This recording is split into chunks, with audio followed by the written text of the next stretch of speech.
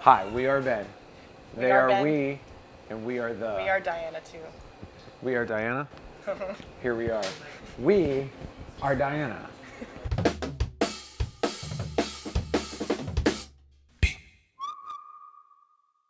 Hey, I'm Ben. This is Diana. And today we're at the Fox. It's a little speakeasy style bar in East Nashville. It's my favorite bar. And they have vegan charcuterie. And we're gonna eat it. And then we're gonna go back over to the deli and give you some tips on how to make a really cool charcuterie board at home using some of our favorite products, some of our own products, and you'll impress everybody that way. Maybe get a hot date. And then bring them to the Fox. Kevin Sanders. In the flesh. Tell me about the Fox and how you're a drummer, right? Right. And you used to play for Cartel. So how did you decide to, like, you had the bar idea, how did you just decide to go to charcuterie, basically? The reason we went with the charcuterie was, you know, in Tennessee, to have a liquor license, you have to serve food. You're trying to open a bar, Right. and you're sort of forced to open a restaurant So at you the just same need time. some sort of It is food. quickly, it's easy to kind of go off the rails in terms of what you're providing, what's the waste like, what equipment do you have to Yeah. facilitate this. When you look at charcuterie in terms of what it's served with, which is cocktails, it's Yeah. a finger food that Right. has a extended shelf life Right. with low preparation. And you can also kind of just pick at it. You don't Yes. it doesn't ruin the conversation. This It almost emphasis adds is to still the the conversation. drinks. And so why do you, the vegan option, like what have you noticed with your clients? I think in terms of any space and customer base, like you want to be inclusive. So the options remain so limited that I think any place that considers it and considers it carefully, like, is something that you value and you want Right. and want to support. And when you've got great products like we have, then it's kind of, easy. you know. I actually applied as a bartender. They knew that they were going to have charcuterie. They saw on my resume that I went to culinary school, and they said, hey, well, it probably makes a lot more sense for you to run our kitchen.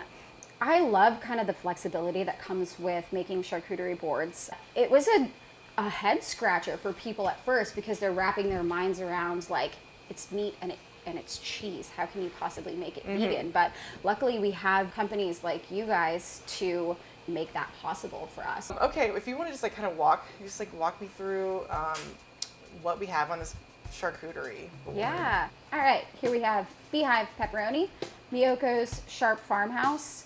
We have Cuban pork from Herbivorous Butcher, Black Ash from Miyoko's, pineapple jalapeno brat from Beehive, Miyoko's double cream chive, Herbivorous Butcher ham, and house-made vegan pimento. Do you think Like- being in a band helps you with the start of this restaurant? 1,000%, I think we each find a parallel from our past life in this new life. For in sure. terms of, in the end, it's almost always customer service.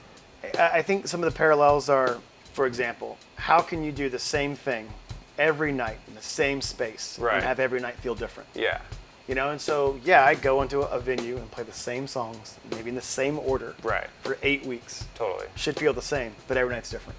You don't know who you're going to get that night and how they're going to respond and how the energy feels or what's going on in the world, or like you're still performing. Yeah. It's a performance, Yeah. you know, like the way you act and carry and The decor is the light And show, the execute. drinks is the music, Yeah. and then like the personality on stage is your communication. yeah, I mean, with like you your call employees. that the stage. I mean, I think for here versus other things, it's an environment that then enables, I think what we thrive here the most is conversation. We just got back from the Fox Bar and Cocktail Club in East Nashville, where Laura showed us her charcuterie boards that they have there that feature tons of awesome vegan products, including a pimento cheese they make in-house, which is delicious.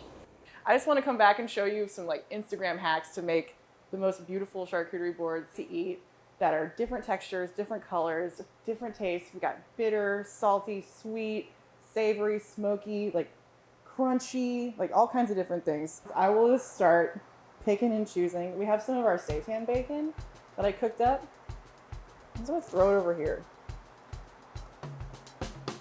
Why not? And then maybe I'll freaking grab some crackers and smash them right there.